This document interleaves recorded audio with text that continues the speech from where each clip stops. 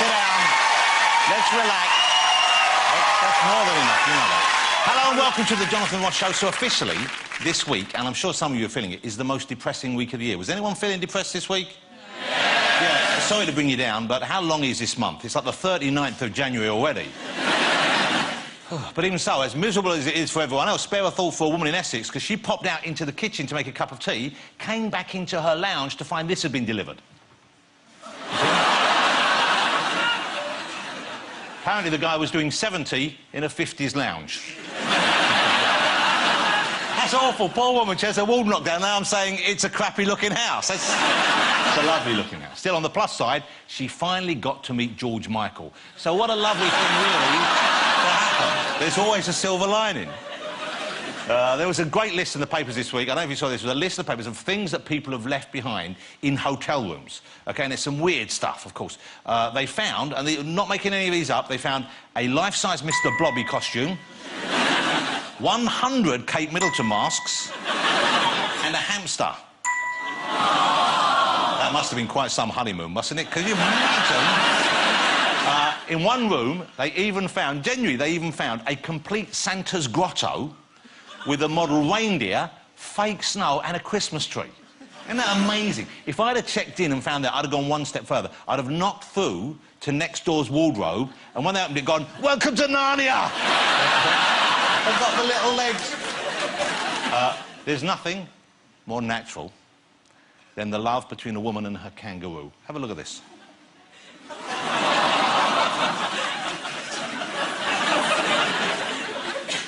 All right, there's obviously something quite unnatural about it.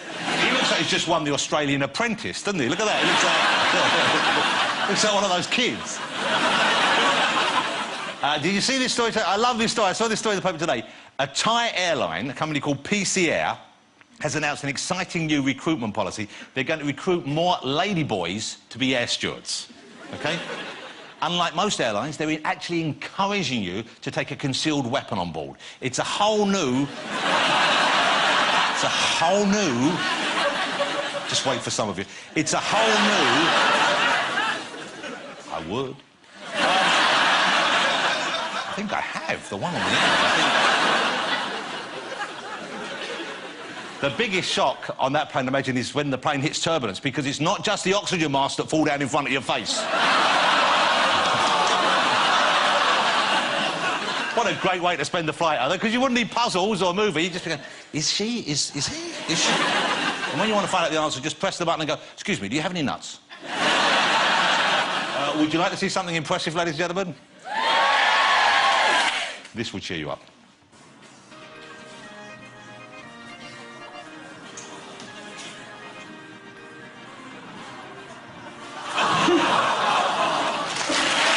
I like that. I know what you're thinking. You're thinking, why don't we have that as an Olympic sport? Well, we can't, my friends, because that is the opening ceremony. Imagine that with Eric Clapton behind him, Catherine Jenkins singing, Boris Johnson dressed as a pearly king playing the spoons. Take that, Beijing. Let's see who's on the show this evening. We've got a great lineup of guests for you tonight. We really have. My first guest is the boy-stroke-man wizard himself. It's only Daniel Radcliffe. Daniel Radcliffe. I love Daniel Radcliffe. I tried to adopt Daniel Radcliffe. Daniel, they're really, let's just clear this up, there are really going to be no more Harry Potter films, are they?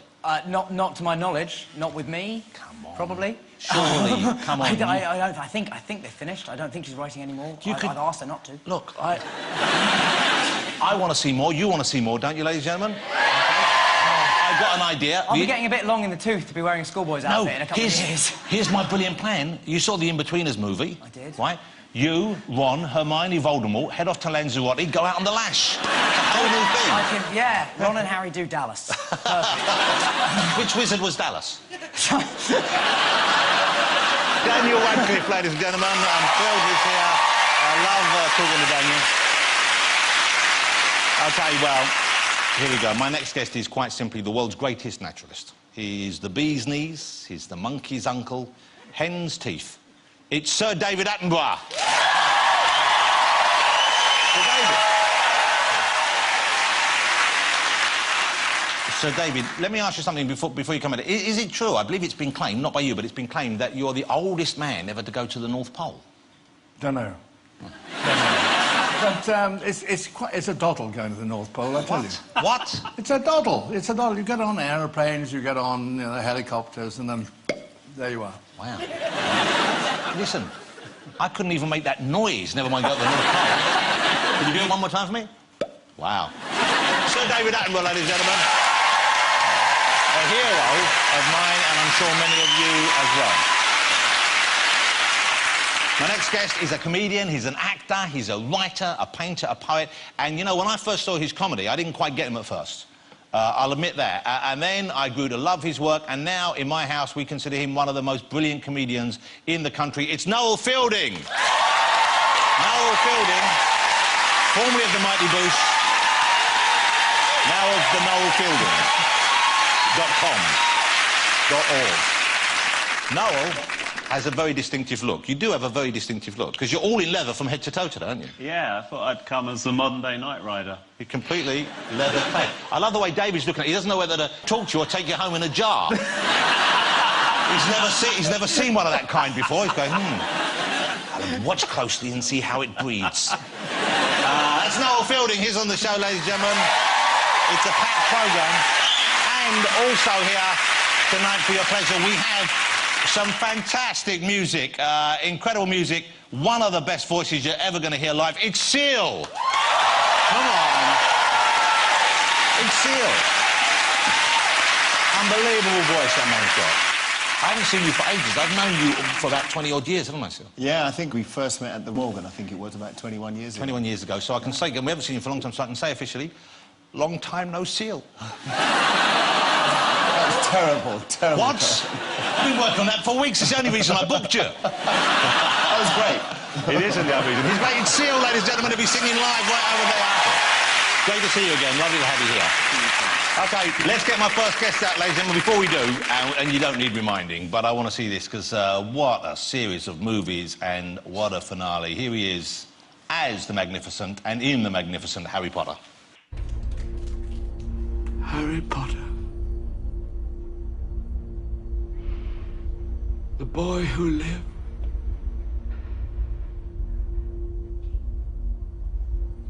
Come to die.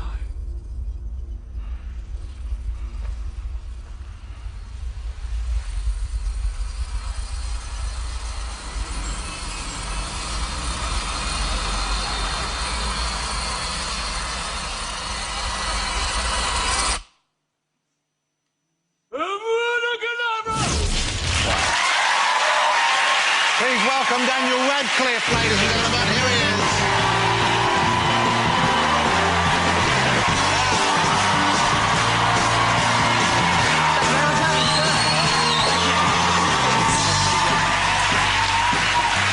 Thank you very much. Do you watch the movies back? You must have seen them all, but do you? Have you ever had a Harry Potter afternoon and watched the movies? No, I see them. I see them at the premiere, and then if I can, I avoid ever watching them. You again. avoid them. Yes. When you hear the music, you get excited.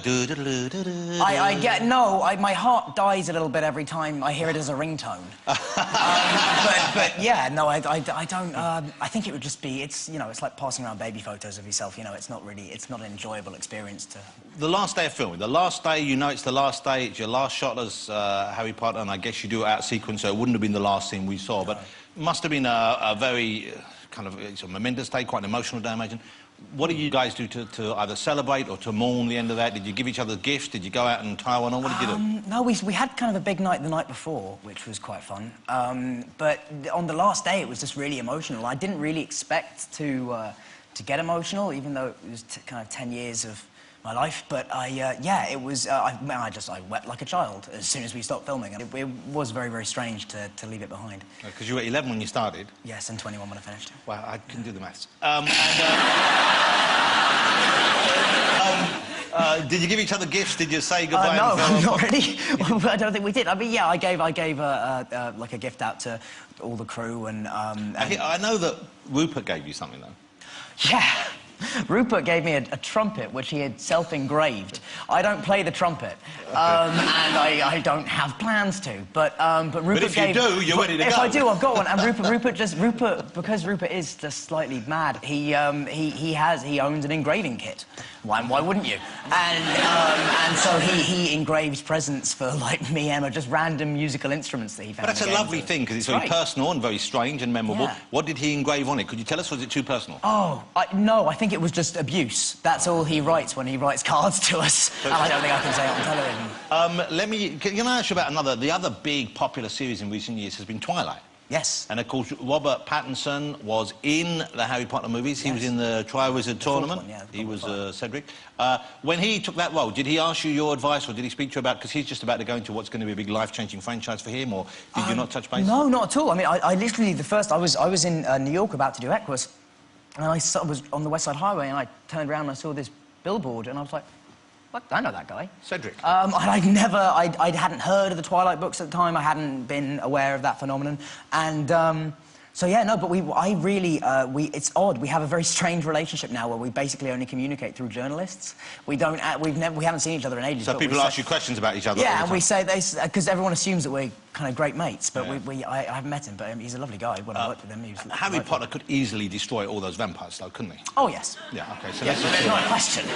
Where in the world? We're talking about the fans there, and other Twilight fans are mad for Twilight, and the Harry Potter fans are mad for Harry Potter. But where in the world are the fans the most kind of obsessive is the wrong word, but most full on? Japan, without a doubt. They love Potter over there. I had my truest kind of Beatlemania type experience once when I was over there, when I was walking through a school corridor.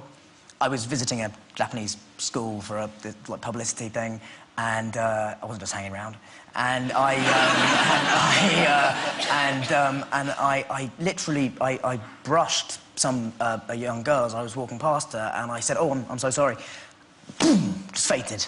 Just that I had brushed her and spoken to her was too much, and she fainted. And, you know, you've got to enjoy that stuff, because that doesn't last forever. Like, when you have a moment like that, you've kind of got to take in how cool and weird it is. Well, you know, I knew that the Japanese fans were very, very crazy for you. And we found this thing, I don't know when you did this exactly, but this is, I think they were doing a TV show about Harry Potter fans, and they had you come out and surprise someone. And I don't think you've ever seen this, actually. Yes. No, I haven't seen it. I remember being there. Went out on Japanese TV. Have a look at this. Gryffindor, I think.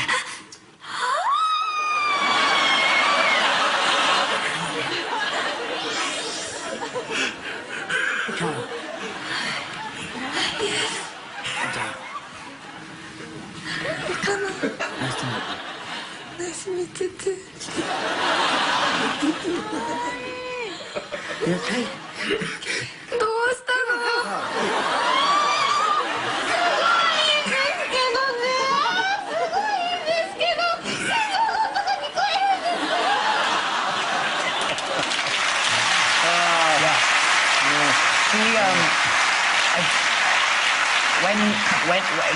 She was, as you can tell, an incredibly sweet girl, and just completely, like, overwhelmed by the fact that she was meeting me, which is very strange. But when she met Rupert, she was obsessed with his eyelashes and his eyebrows, and she kept wanting to touch them. I think we have that clip. It's a very strange thing.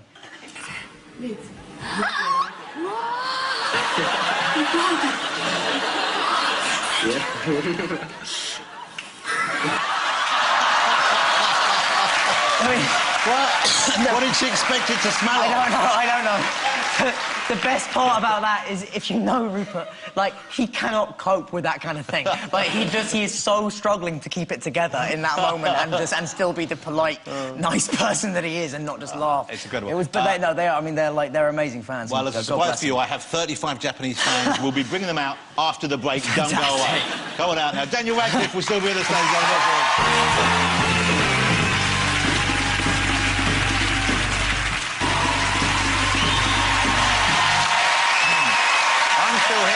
Luckily for you, so is Mr. Daniel Radcliffe, ladies and gentlemen. OK, so here's the exciting news. Dan has a new movie out, a totally different movie, a tremendous movie called Woman in Black. The Woman in Black. Yep. It opens here February the 10th. It does. And I should, in the interest of full disclosure, I should say, there's a kind of family involved. My wife, the talented half of the relationship, she wrote the script. She did indeed, yes. So I'll get that out of the way and then we'll cut that out and just promote it wholeheartedly. But it is great, you know, and I wouldn't say otherwise. Why did you want to do this in particular? It's a very different kind of role to anything you've done before. Well, yeah, I mean, and it's a great story. Ultimately, that's what attracted me to it. What's I mean, the story? Remind us what the story is about a young man who is a lawyer and a father and whose wife has died a few years ago, and he's kind of had the life and the vitality taken from him after that passing. And he gets sent to do what is ostensibly a very boring, tedious kind of task. He has to go into this house and kind of organise the paperwork of a recently deceased woman. And as soon as he gets there, he becomes kind of, he starts being attacked and tormented by the ghost of a vengeful, hate-filled woman. And yeah, it's very frightening. And it's, and you're not the woman in black. I'm not the woman in black. No, I play Arthur. But look, yes. guys, look how handsome. Like a matinee idol, Daniel looks there. Doesn't he look great? That's what I think. This is the film. It's going to make, because I'm watching, and you know, we know I love horror movies. It's a scary film. It's a scary film. It really is. Would you like to see a clip? Should we show you a clip of Woman in Black? You've seen the finished. I know they've been thinking, and as I said, it opens on February the 10th. Have a look at this.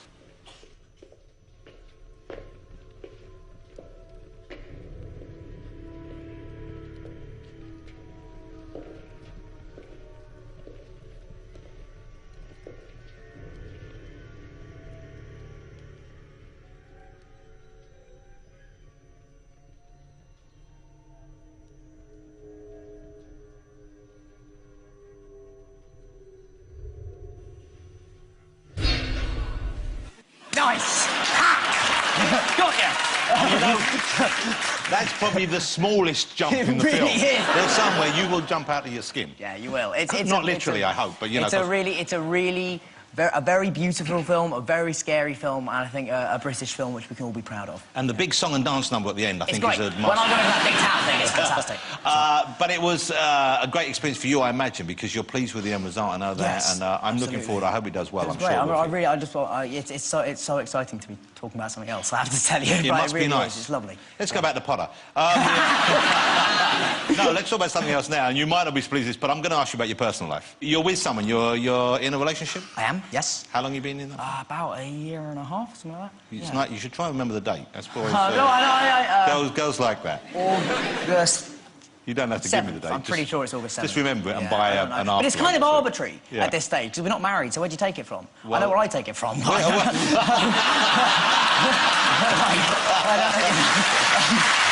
high five for that. That's it, right there. Wow. Wow, so you wrote that in the diary, but don't tell us the date, because otherwise people will all remember it and go, oh, yeah. Oh, that's when that happened.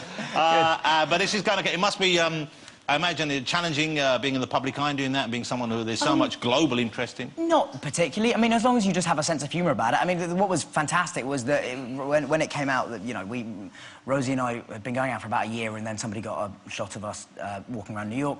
And it went from... The progression was fantastic, because it was Rosie Coker, 22, daughter of Malcolm and Jill Coker, and it made reference to Malcolm being a painter and decorator. And then, which he's a builder, in fact. And then the next day it became daughter of Malcolm Coker, painter. Then it became daughter of Malcolm Coker, artist. And then finally it was Rosie Coker, 22, artist. So it was, you know, when you see the progression of that and you get a window into the insight of how much of that stuff's just mad and weird, you just got to laugh at it. And she takes it all in stride. So and so, well, good luck with the relationship. I hope it goes well, and you know, I hope that things pan out, and that thing that happened that you remember, that I hope that one day that happens again.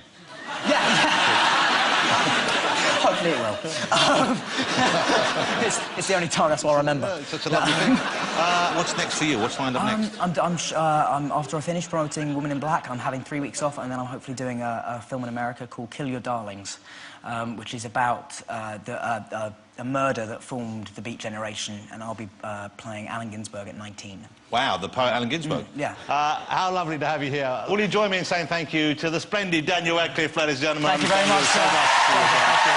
Woman in Black is February the 10th. It's fun and it's super scary, so go and see that. Don't go away, join me after the break. I'll be chatting to Sir David Attenborough, Noel Fielding, and we have music coming up from Seal, so don't go anywhere.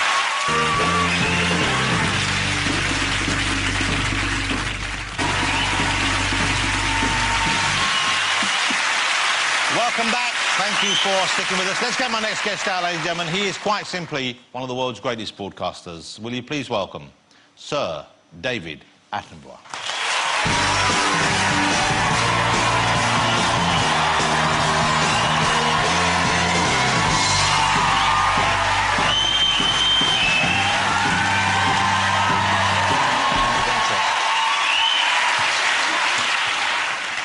How lovely to see you, and I hope you know, not just from that response, but generally the warmth that people feel towards you and the respect that they have for you. I hope you're aware of that. That's very kind. I'm sure you are. How do people react to you? What kind of things do people, when they come up to you, when they bump into you in the street or see you, do they ask you favours? They ask you to do things, leave a ring message, that kind of stuff? The standard thing, of course, is what is your favourite animal?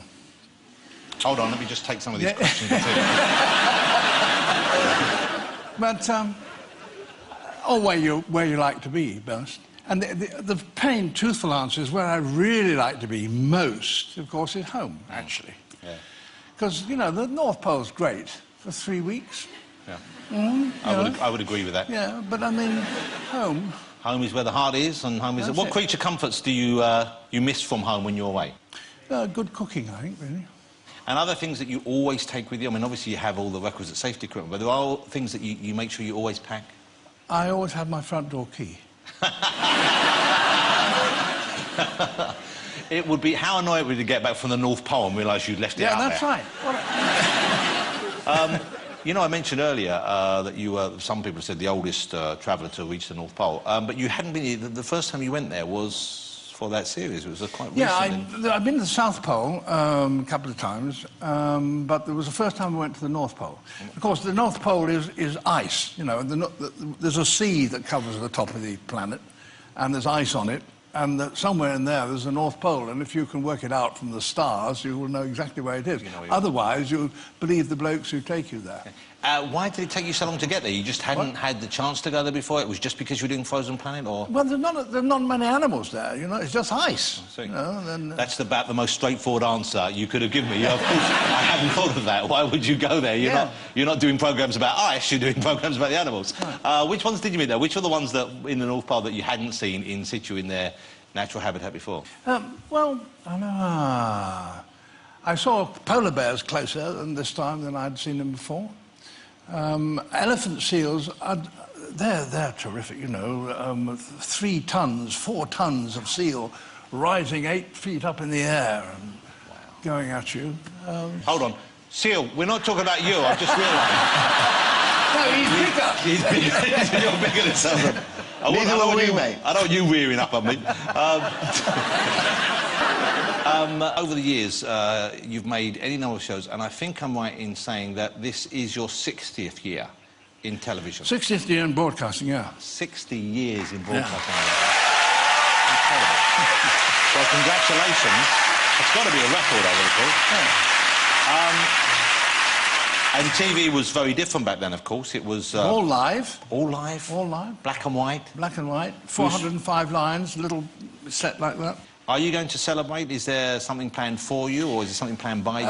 I'm going to do 3 programmes about how natural history broadcasting, how you're making natural history films, how that's changed in 60 years, and then how our understanding of the world has changed in 60 years, which has been huge, actually. Yeah. And then how the world has changed in 60 years. So kind of an overview based on your personal experience, but also what we've learned and what we've seen. Yeah, yeah. The technology must have changed so much. I imagine you can now get so much closer, do so much more work, and just be amongst it. In a funny way, we've gone back a bit, because making natural history films has depended on having long lenses, or not depended, but it's improved. The longer you can get close-ups from farther away, you can film in the dark, you can film the bottom of the sea, you can do all these things. And the gear has got smaller and smaller, so you can now put them on the back of a bird, for example. Wow. But I'm now filming in 3D. And 3D is now... You've gone back to really big gear. This is for Bachelor King.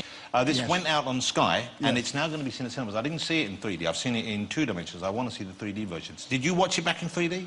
Well, I've seen it in 3D, yeah. So do you feel... Is it worth that extra effort? Do you really feel more in amongst it? Yes, I mean, you can... it's a mistake to try and pick one shot and sort of suddenly something plunges out of the screen and all that sort of thing, because that gets very boring if you did it for 90 minutes, you know, and so that you should be gentle, as it were, with 3D, and then you really suddenly feel that you're moving into this new world, three-dimensional world. It has an impact which is quite extraordinary. Let's have a look. This is from The Bachelor King, and it's about a kind of a king penguin. King penguin. In South Georgia, where you have been. Indeed. A couple of times. And this was in 3D, this is the 2D version, but look, you can see the beautiful photography, how it works. All the king wants to do is to get back to his partner and feed his chick. But there is new trouble. Elephant seals. 60 tons of blubber and flatulence. And they don't like being disturbed.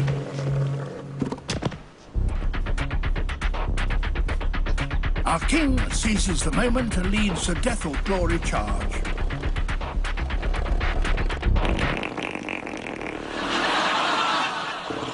Oh dear.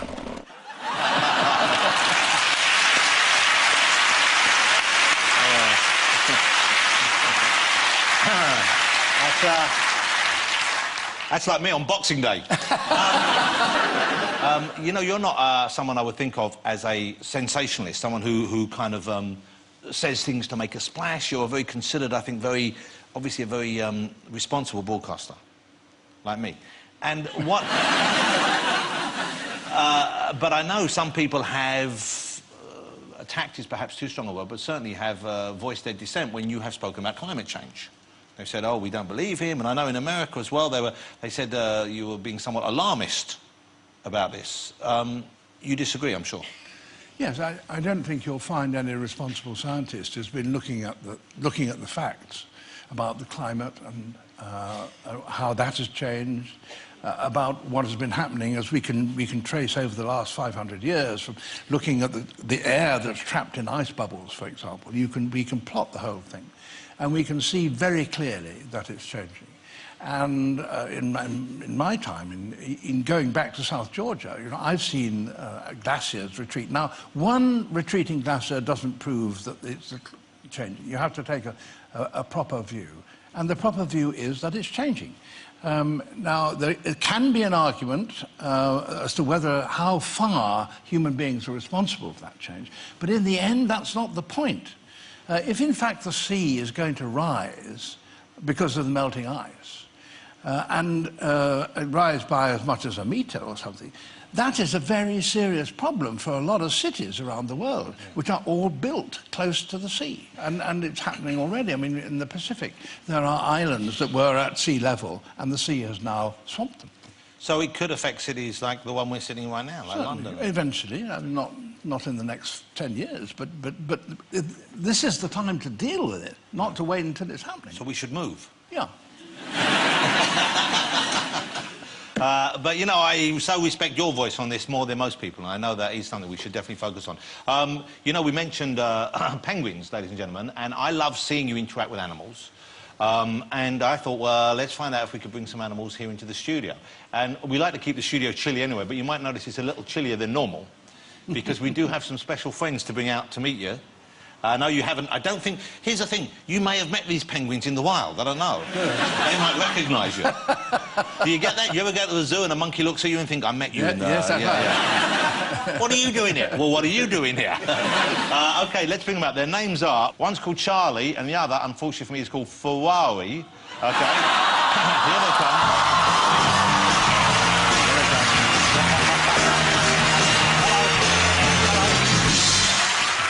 OK, look, I've got a buzzer, so they think I'm going to give them some fish, so I'm going to give them some fish now. Would you like some fish? OK. David, would you like to give them a fish? Yeah. Mind your fingers, because they're big, so razor sharp. Here, look, do you give them... Whoa, look at that. OK. Daniel, have you ever met a penguin? No. Do you want to come out and meet a penguin? Yeah. Right, come on, I'll get the... Oh, out! It's because I've got a fish. No, come out and... Oh, OK, let's have one. Who wants one? Oh, I'll get another one for you. OK, don't pack me. Look, Daniel, you want to give... Want to give one a fish? Yeah. Oh, what are you? Oh. Noel Fielding, ladies and gentlemen. I'll tell you what. I'll give one to you, Noel. Yeah. I don't even... Give him a fishy. I was actually raised by penguins. David, could you tell us this penguin, where is this sort of penguin found normally? This is a Magellanic penguin from South America, the far south of South America. I've only got one left, dudes. The ones we're making about is about that twice the size of these. I pulled this one in half, so I have half each. Who wants How many you are? This is... One's got an arm. Charlie here's got an arm. Hey, that's a smaller fish now. Yeah, you see? Oh, I don't know whether I can do that quite close enough. No, you, it's him. Here's his one. No, he's got the one. David, I think I might need your expert touch getting them back into their box. Would you mind leading them off? Would you? So, before you go, ladies and gentlemen, will you join me in saying thank you and show your appreciation to the remarkable broadcast. Daniel, you take one. Yeah, this way. This way. Go on, there you go. Let's go. We're going this way. Come on, Penguin. Come with us. Come with us. Yeah, this way. Here we go. Go back there. Go and speak to Seal. That's why they don't want to go back there. You know, there's a seal there.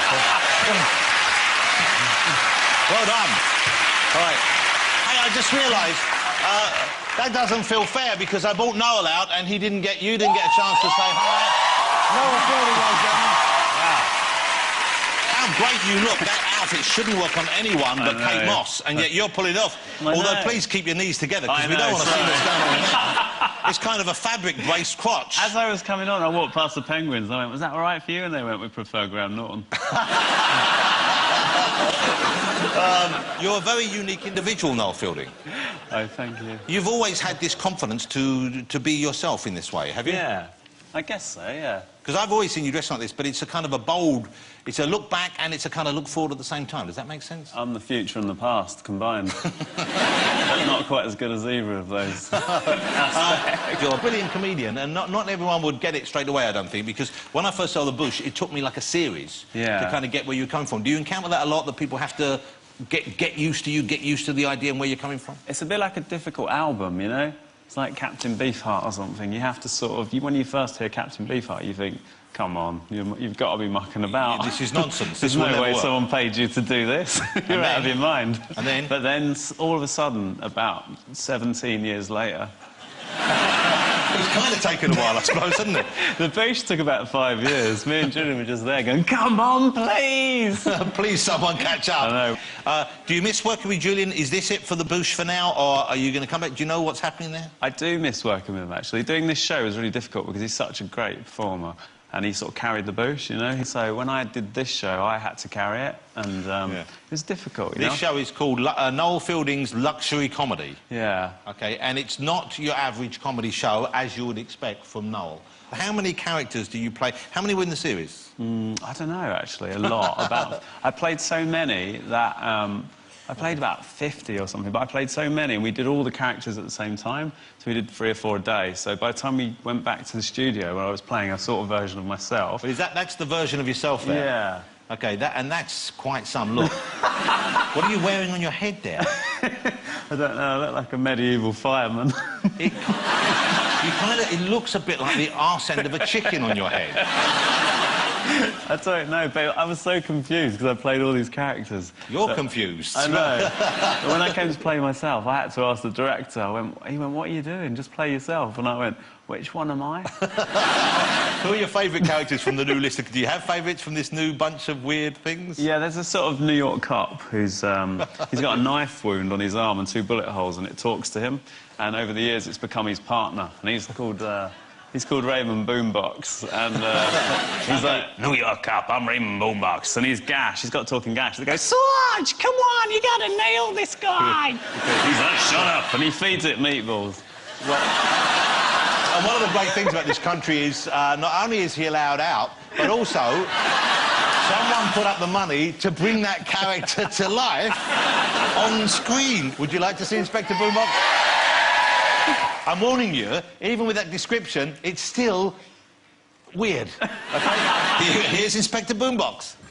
I'm Sergeant Raymond Boombox. As you may or may not know, in 1975, I received a knife wound in the line of duty. A knife wound that started talking to me and occasionally helped me solve cases.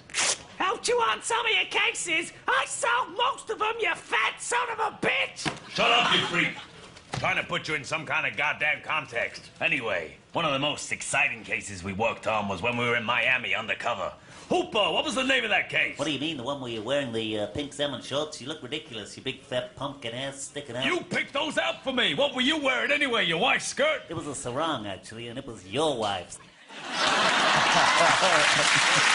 I predict an immediate cult following.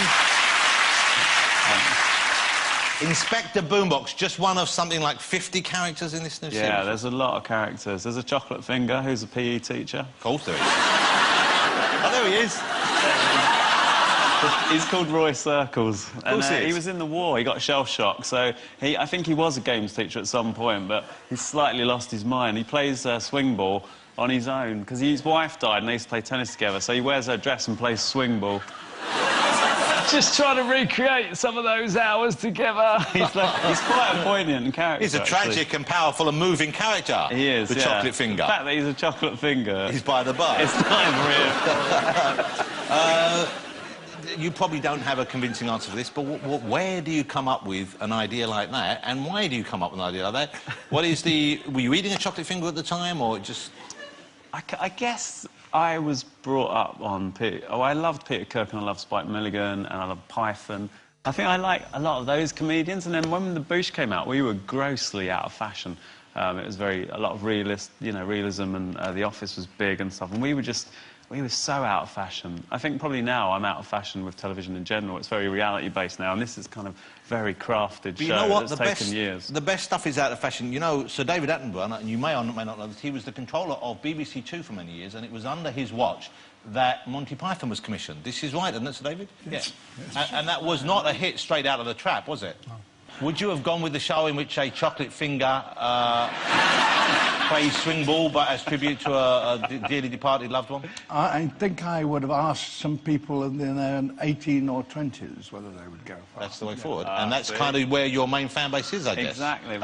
You can see that. It's on E4 starting next Thursday, and that's the kind of Channel 4 plus thing, isn't it, E4? Yeah. It's the wilder stuff they do. I'm looking forward to it, and I hope it's as big a hit for you eventually as The Bush proved to be. I hope it hits even quicker there, because would you tour with them? Would you take these characters I'd out? love to, yeah, because it's a lot of change. animation. It'd be fun to try and work out how to do that live. We're going to take a commercial break. Ladies and gentlemen, I will still be chatting to the fabulous Noel Fielding after this. We've got music from Seal. Don't go away.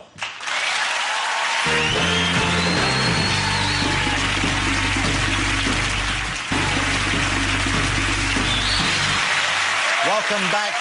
The fabulous Noel Fielding is still with us, ladies and gentlemen. Did you see, I don't know if you saw this, Noel took part in the Comic Relief, was it called Let's Dance for Comic Relief? I think it was. It's called Let's Dance, yeah. Where Noel appeared as, would you inform everyone? Kate Bush. Kate Bush, ladies and gentlemen. And you made a very good Kate Bush, I thought. I think you made quite an attractive... Look at that.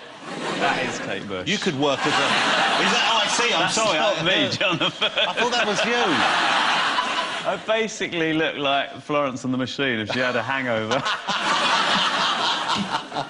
Let's have a look at Noel as Kate Bush. I'm hoping now that I'm not going to show a clip of Kate Bush, because clearly I can't tell the two of you apart, but have a look at it.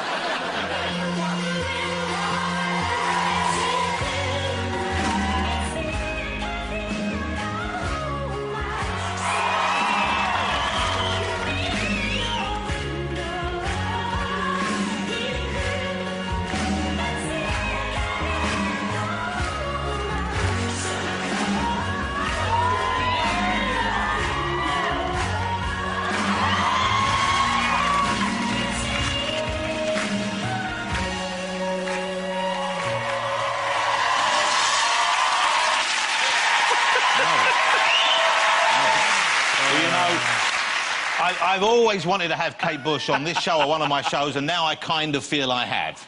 You know, it's as good as that. You're going to do more Buzzcocks. You're terrific on Nevermind the Buzzcocks, I think. Are they doing another series of that? I love it, because it's like a sort of party where you get to meet quite odd people that you wouldn't usually hang out with. Who's the oddest ones you've met on that, then? Well, it's kind of weird, because you sort of... One week you're hanging out with, like, Rizzle Kicks, next week Cilla Black, then Alice Cooper, which was pretty powerful. Well, you kind of look like you could have sprung from his loins. Yeah. we're not sure if that happens. we checked some dates, and it could be. There was a possibility he was touring in the early 70s. I'd love him to play my uncle in a sort of cameo. It'd be amazing. How long will you keep doing this for? And I'm hoping a long while. I'm hoping that someone, it won't be me, but there'll be someone interviewing you when you're as old as Sir David Attenborough. Yeah. And you're still covering your face with latex rub and pretending to be a cork or something. Well... But is there a kind of cut-off point doing the kind of thing you do? I think it's getting younger, isn't it? I think when Spike Milligan was doing it, he was a lot older, you know, and it was sort of accepted. I think people are quite into youth nowadays, you know. There's a lot of fetuses coming up behind me. I think I'm getting too old. Maybe I'll direct or write or something, or write children's books, or just work in a cake shop in France. No, really. So you haven't really got plans just yet, well, then? You haven't really... I'd like to be when I was a kid, I wanted to be a zookeeper, actually. And me and Julian... Now, hold it, let me just ask. So, David, do you think this is zookeeper material? Straightforward, yes. And you want to watch out when you introduce him to an orangutan. What's funny is that me and Julian, the bush, actually opened the spider monkey enclosure at London Zoo. Wow. No one asked us to, we just turned up at night. You let them all out? No, but we did. They officially asked us to, and there was a plaque there and everything. But what happened is they put the trees too close to the fence. They all got out, and they were just wandering about Camden. Wow. I bet no one noticed in Camden, did they? Apparently they're in the Hawley Arms, just getting drunk. How lovely to have you on the show. Thank you. And continued success. I look forward to seeing everything you do. Mr. Noel Fielding, ladies and gentlemen. Are you going to stick around for the music? Yeah. Noel Fielding, ladies and gentlemen. The brilliant Noel Fielding. Alrighty. So look out for Noel Fielding's luxury comedy next week on E4. Thanks to all my other guests tonight, of course. The fabulous Daniel Radcliffe and the wonderful Sir David Attenborough, ladies and gentlemen. Thank you, gentlemen. Splendid company. I'm so grateful you came on. Thank you, Noel. Before we get to the music, let me tell you who's on the show next week. And this is the very definition of an eclectic lineup. We have Jack Whitehall, brilliant young comedian Jack Whitehall. From Downton Abbey and many other things, we have Hugh Bonneville. And then we have music from the Arctic Monkeys. Wow. But also, being interviewed by me here on the couch there, Kermit and Miss Piggy will be on the show as well. There you go. Wow. I know. It'll be like one of your dreams, isn't it? That is pretty powerful. OK, that was the show this evening. We still have some music for you, and I've loved this guy's voice since the first time I heard it. But he has a new album out, which has got some tremendous tracks on it. I was listening to it earlier, because he does all of his favourite soul songs the last few years. Great songs all the way through, done his own style. Can't recommend it highly enough. Ladies and gentlemen, performing Backstabbers, it is the fabulous Seal.